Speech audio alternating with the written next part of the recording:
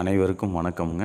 இப்போ நம்ம பார்க்க போகிற லேண்ட் எங்கே அமைந்திருக்குதுன்னு பார்த்தீங்கன்னா, பொள்ளாச்சிக்கு மேற்கு சைடு 12 கிலோமீட்டர் தொலைவில், அதுவும் கட் ரோடு பேஸில் அமைந்திருக்கக்கூடிய ஒரு 52 சென்ட் ஃபார்ம் லேண்டு தான் நம்ம பார்க்க போகிறோம்ங்க.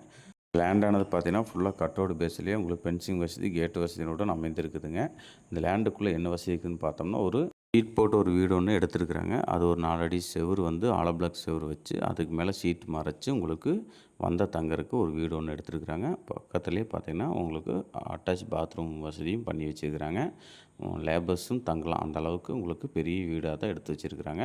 ஃப்ரண்ட் சைடு பார்த்தீங்கன்னா ஃப்ளோரிங் போட்டு நல்லா அளவுபடுத்தி வச்சுருக்குறாங்க. நம்ம எடுத்து பராமரிப்பு பண்ணோம்னா நல்லா அருமையான லேண்டுங்க.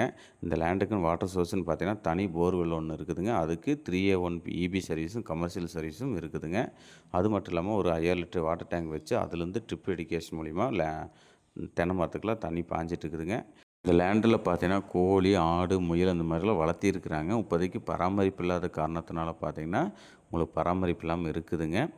இந்த லேண்டை நம்ம வாங்கி ஒரு பராமரிப்பு பண்ணி ஒரு வீடு எடுத்து அமைதியான இடத்துல, அதுவும் பொள்ளாச்சியிலேருந்து ஒரு 10 நிமிஷம் ட்ராவலில் நம்ம ஒரு ஃபார்ம் லேண்ட் அமைப்பதற்கு ஏற்ற இடமுங்க.